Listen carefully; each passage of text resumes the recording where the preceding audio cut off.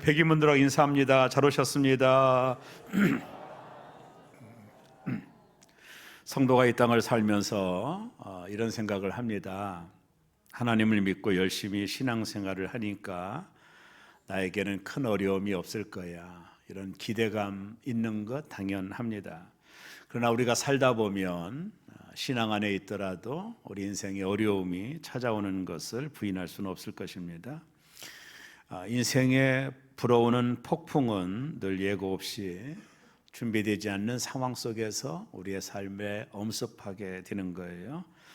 그래서 빅토리 위구라는 사람이 이런 말을 했습니다. 인생은 항해다. 아마 정확한 명제라고 봅니다. 바다를 항해하는 분들, 먼 바다를 항해하는 분들은 언제나 잔잔한 바다가 보장되지는 않죠. 어떤 때는 풍랑이 일고 파도가 치는 삶을 경험하게 될 것입니다. 그래서 빅토리 유고가 말한 대로 우리가 살아가는 모든 삶의 바운다리는 인생은 항해다라는 명제를 동의할 수밖에 없습니다. 우리가 몸이 아파 병원에 갔을 때 의사가 고개를 갸우뚱거리며 이상하다라고 말할 때 위기가 오죠. 열심히 일한 직장에서 구조조정을 당할 때도 우리는 어려움이 옵니다. 교회 안에서 인간관계 때문에 어려움을 겪을 때, 내 힘으로 해결할 수 없는 문제를 만날 때 우리는 이렇게 말합니다. 이건 내 힘으로 감당할 수 있는 일이 아니야. 오늘 본문은 제자들도 그런 순간을 만나고 있는 것이 본문입니다. 예수님께서 제자들에게 배를 타고 건너편으로 가자 하셨죠. 갈릴리 호수는 바다같이 커서 유대인들은 바다다 이렇게 말하는 호수입니다. 이 갈릴리 호수는 특정적인 지역적인 특징이 있는데요. 헤르몬 산에서 녹은 얼음이 내려와 요단 안벽에 부딪혀 갈릴리 호수로 내려오는데, 그때 큰 해일이 일어나고 폭풍우가 바다에서 발생합니다.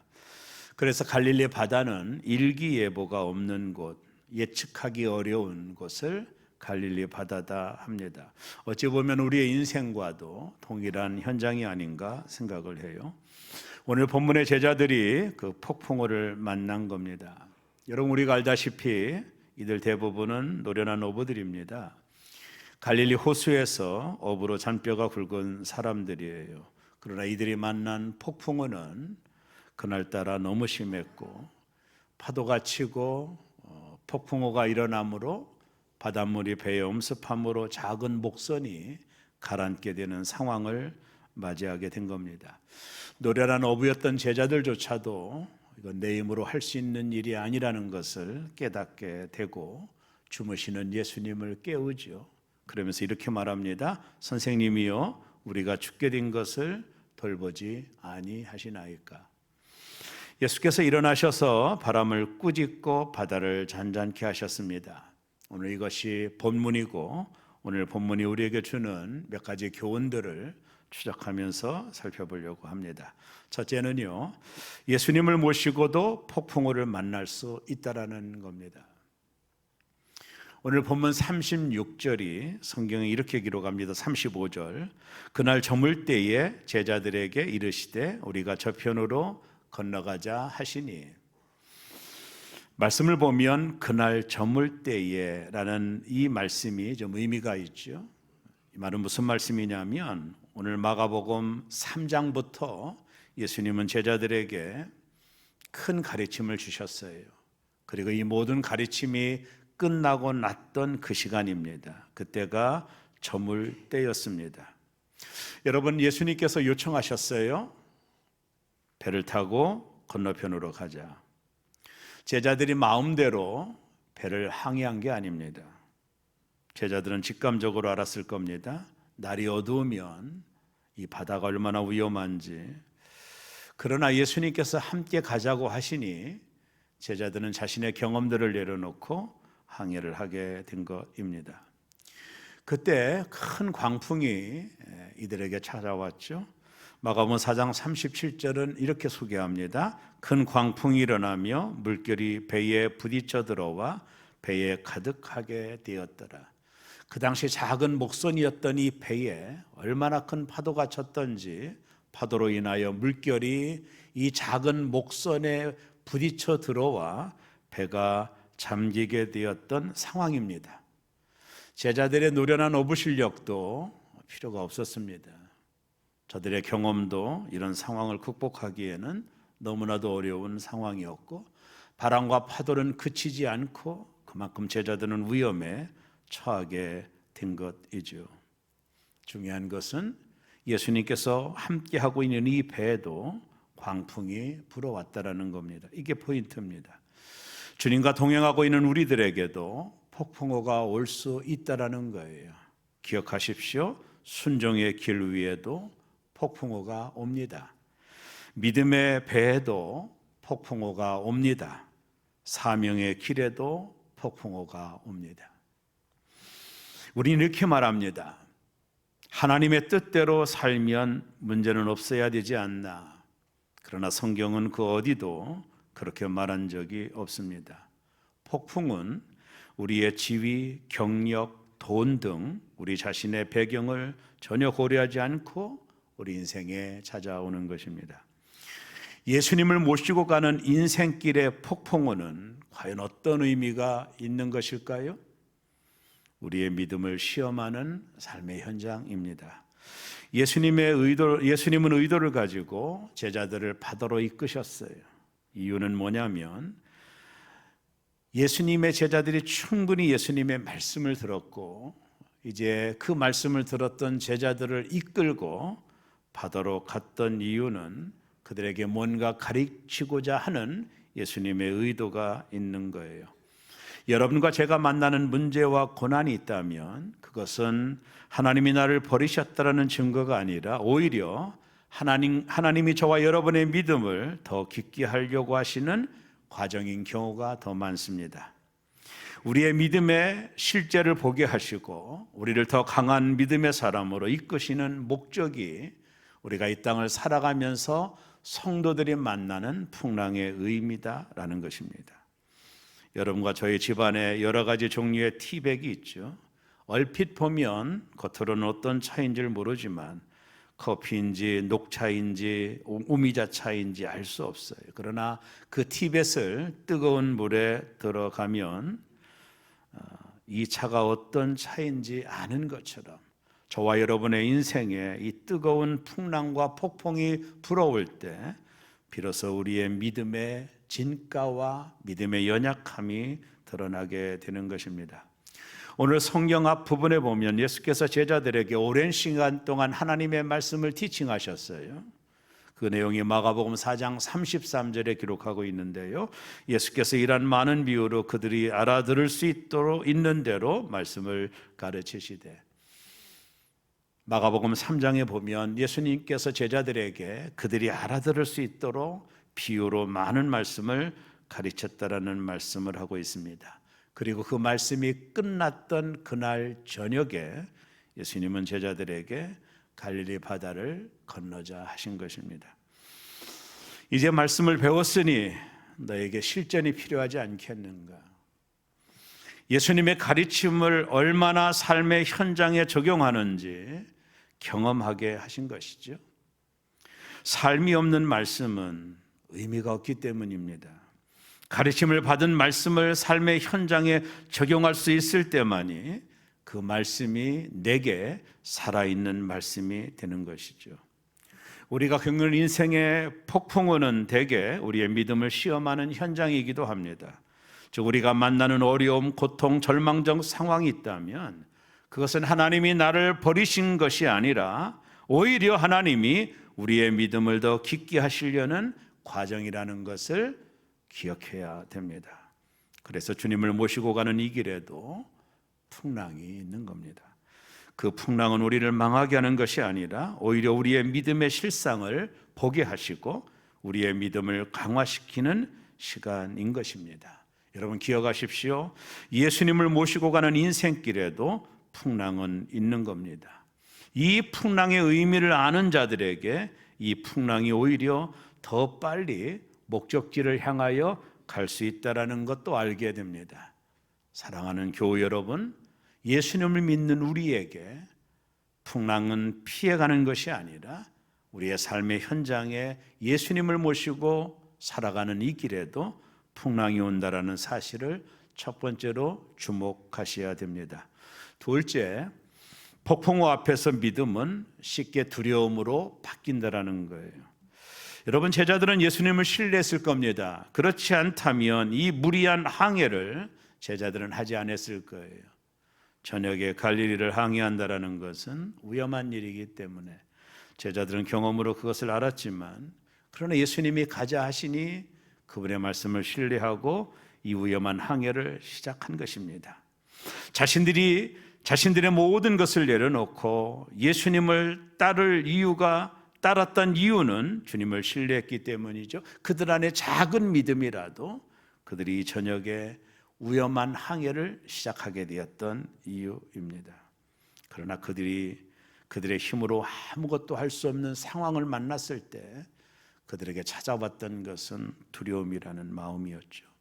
마가복음 4장 38절은 이렇게 말합니다. 예수께서는 고물에서 베개를 베고 주무시더니 제자들이 깨우며 이르되 선생님이여 우리가 죽게 된 것을 돌보지 아니하시나이까 하니, 제자들은 심각한 두려움에 쌓여 있었습니다. 자신들의 경험으로 이 문제를 해결할 수 없는 상황에 직면하게 된 것이죠.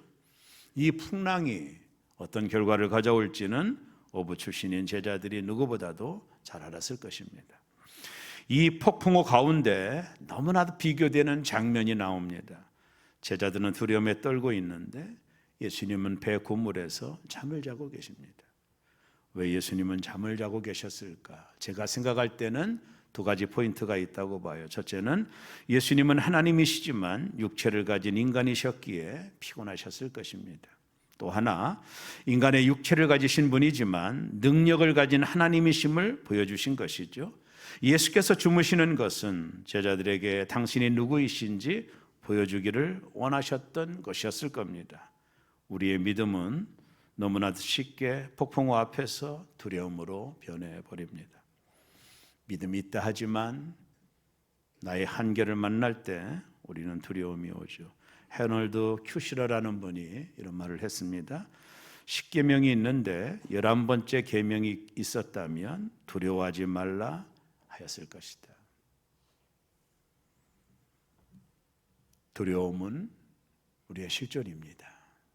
성경은요, 두려워하지 말라라는 말이 366번이나 나온답니다. 에머슨이라는 분이 이런 말을 했습니다.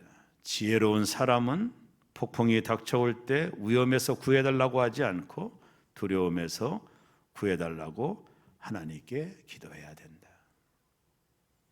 두려움은 이겨내기 어려운 감정입니다. 우리 인생에 폭풍우가 몰아치면 불굴의 의지나 강인한 체력 전부 소용이 없습니다. 큰 거목도 폭풍우가 한번 불어오면 뿌리채 뽑혀 쓰러집니다. 우리 인생도 마찬가지입니다. 우리의 삶의 현장 앞에서 누가 자신할 수 있겠습니까? 고난의 풍랑이 불어오면 우리의 밑바닥이 드러납니다. 내 마음대로 안 된다라는 것을 느낄 때 인간은 절망하게 되는 것입니다. 이런 말이 있습니다. 인간은 멋진 배는 만들 수 있지만 풍랑을 멈추게 하는 재주는 없습니다. 제자들이 처음에는 물을 빼려고 노력을 했을 거예요. 그러나 그들이 노력하면 할수록 오히려 바다의 물은 배에 들어와 잠기게 된 거죠. 더 이상 자신들의 힘으로 아무것도 할 수 없음을 깨달았을 때 그들 속에 찾아왔던 엄청난 두려움이 그들을 휘감았을 것입니다. 우리도 예기치 못한 상황을 만날 때, 우리 힘으로 아무것도 할 수 없을 때 우리의 작은 믿음도 어느새 두려움으로 변하는 것입니다. 예수님을 모시고 가는 인생길에 풍랑이 올 수 있고 이 풍랑 속에서 우리의 믿음조차도 두려움으로 바뀌는 것, 이것이 우리의 실존입니다. 세 번째, 예수님의 말씀 한마디가 폭풍우를 잠잠케 했습니다. 마가복음 4장 39절은 이렇게 증거합니다. 예수께서 깨어 바람을 꾸짖으시며 바다더러 이르시되 잠잠하라 고요하라 하시니 바람이 그치고 아주 잔잔하여 지더라. 제자들은 예수님을 깨웠습니다. 삶이 흔들릴 때 우리는 비로소 기도를 시작하는 것이죠. 폭풍의 바람으로 인하여 하나님을 붙드는 법을 배웁니다. 평안할 때, 성공할 때 우리의 기도는 엉성합니다. 왜냐하면 하나님 외에도 붙들 것이 많다고 생각하기 때문입니다. 이제 내 힘으로 아무것도 할 수 없다 느낄 때 우리는 비로소 기도를 시작합니다. 조지 허버트라는 분이 이런 말을 했습니다. 기도를 배우려면 바다로 가라. 예수께서 깨어 폭풍우를 향해 기도하지 않으셨습니다. 예수님은 폭풍우를 향해 명령하셨습니다. 바다야 잔잔해라. 왜 그랬을까요? 예수님은 피조물에게 명령하실 수 있는 창조주이기 때문입니다. 그 순간 거대한 풍랑이 잔잔해지고 한순간에 상황이 바뀌었습니다. 예수님은 바람을 꾸짖었어요. 꾸짖다라는 것은 권위를 말하는 겁니다. 즉 모든 것이 예수님의 권위 아래 있음을 보여주는 겁니다. 우리가 주님이 누구신지 알게 되면 우리가 겪는 인생의 풍랑은 언제나 잠잠해질 수 있다는 것을 알게 됩니다. 아무리 큰 방풍도 주님의 통제 아래 있기 때문입니다. 이렇게 말씀할 수 있어요. 우리가 겪고 있는 모든 어려움도 주님의 통제 안에 있습니다. 하나님을 능가하는 위기는 없습니다. 예수께서 제자들에게 책망하십니다.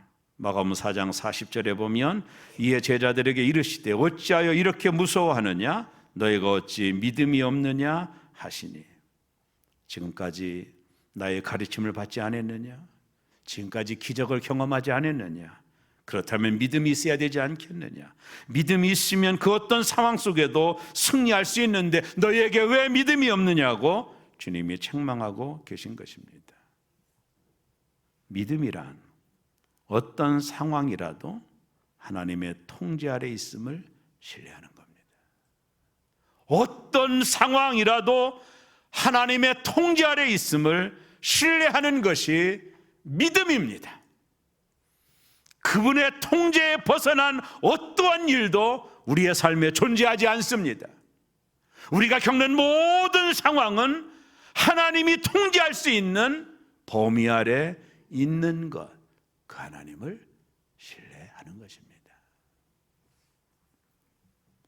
우리의 삶의 광풍은 계속 일어날 겁니다. 나는 여러분들에게 예수를 잘 믿으면 형통할 거라고 말하고 싶지는 않습니다. 목회를 오랫동안 경험으로 보면 인생은 그렇지 않습니다. 주님을 모시고 살아가는 인생길에도 풍랑은 비껴나지를 않습니다.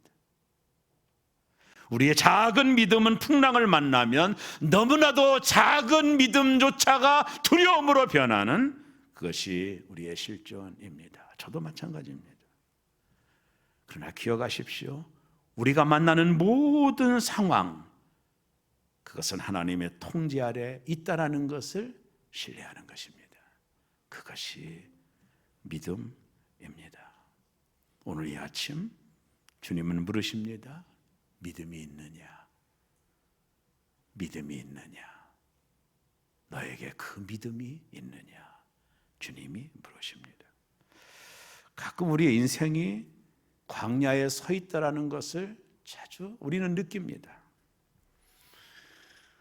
제가 지방이었던 목사님이 전화가 와서 또 여러 목사님이 말하기를 요즘 개봉하는 영화 중에 아주 은혜로운 영화가 있다라는 이야기를 듣고 저희 아내도 저에게 한번 보러 가자고 그래서 제가 이번 주 월요일 날 저희 쉬는 날이니까 영화를 보러 갔습니다. 영화는 신의 악단이라는 영화입니다. 여러분에게 적극 추천해 드립니다. 극장비가 없으면 저에게 전화하면 제가 보내드리겠습니다. 영화의 내용이 이렇습니다. 대북 체제로 자금난에 빠진 북한이 외화벌이를 위해 보이부 주도로 가짜 찬양단을 조직한다라는 실화를 기반한 영화입니다. 외화를 얻기 위하여 가짜 찬양단을 조직해서 외화를 얻으려고 보이부 주제, 보이부가 뭡니까? 예수 믿는 사람을 잡아 죽이는 기관 아닙니까? 거기 있는 멤버들이 가짜 찬양단을 만들어서 외화를 얻으려고 찬양단을 만든 이야기입니다. 이 찬양단에게 지휘자가 그렇게 말합니다. 진짜같이 해라. 그래야 외화를 얻을 수 있다. 그래서 찬양단들이 찬양도 하고 성경을 읽으면서 그 속에서 미미하게 사람들의 마음속에 믿음에 대한 이야기. 몇 곡의 찬양이 나오는데 그 중에 광야에 서 있네라는 찬양, 영화배우였던 정진훈이라는 영화배우가 이 찬양을 북한 군복을 입고 했는데 오늘 우리 심지명 집사님이 나와서 군복은 입지 않았지만 한번 찬양하는 시간을 갖겠습니다.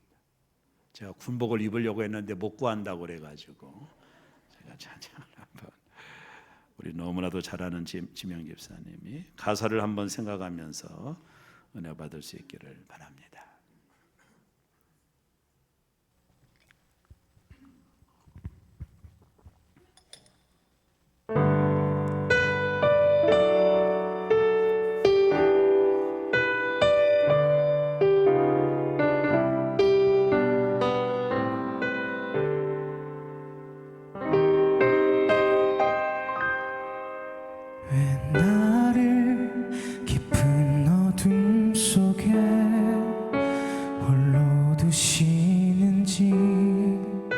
어두운 밤은 왜 그리 길었는지 나를 고독하게 나를 낮아지게 세상 어디도 기댈 곳이 없게 하셨네.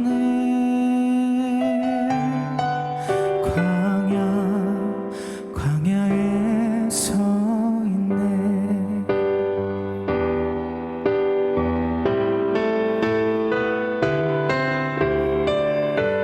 주님만 내 도움이 되시고 주님만 내 빛이 되시는 주님만 내 친구 되시는 광야 주님 손 놓고는 단 하루도 살 수 없는 곳 광야에서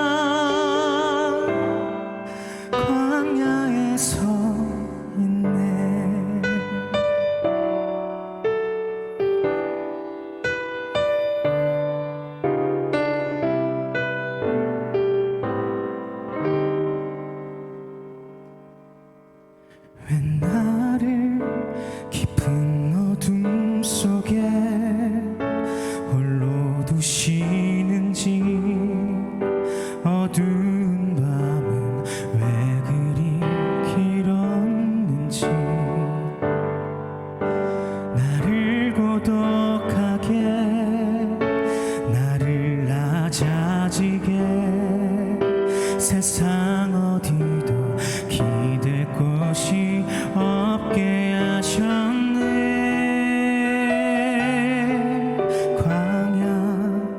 광야에 서 있네.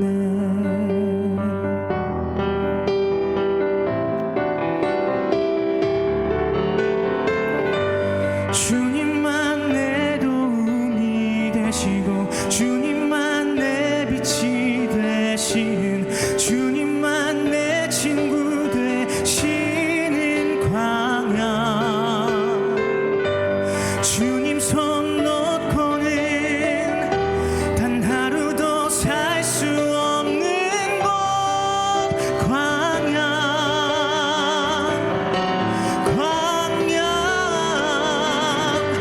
주께서 나를 사용하시려 나를 더 정결케 하시려 나를 택하여 보내신 그곳 광야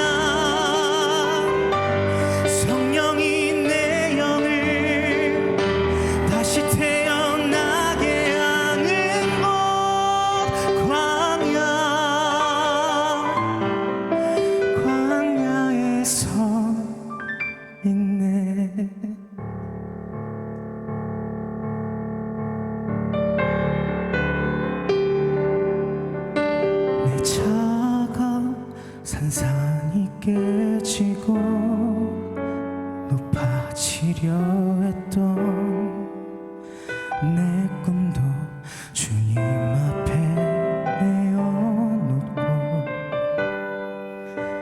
오직 주님 뜻만 이루어지기를 나를 통해 주님만 드러나시기를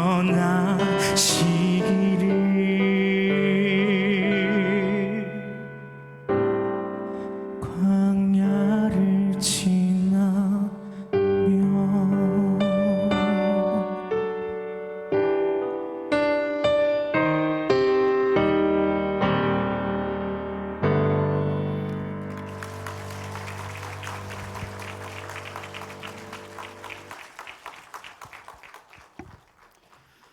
너무나도 귀한 찬양. 우리 심집사님은 이곳에 있어야 될 분이 아닌데 너무나도 귀한 찬양 감사합니다. 우리 인생이 어떤 때는 광야 안에 있을 때가 있죠. 앞이 안 보이고 캄캄한 지경을 만날 때입니다. 이 광야에서 우리는 내가 깨지고 하나님을 의지하는 법을 배우는 것 같습니다. 인생의 풍랑이 올 때 여러분 기억하십시오. 모든 풍랑은 하나님의 통제 아래에 있다라는 거.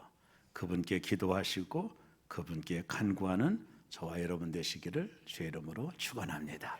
기도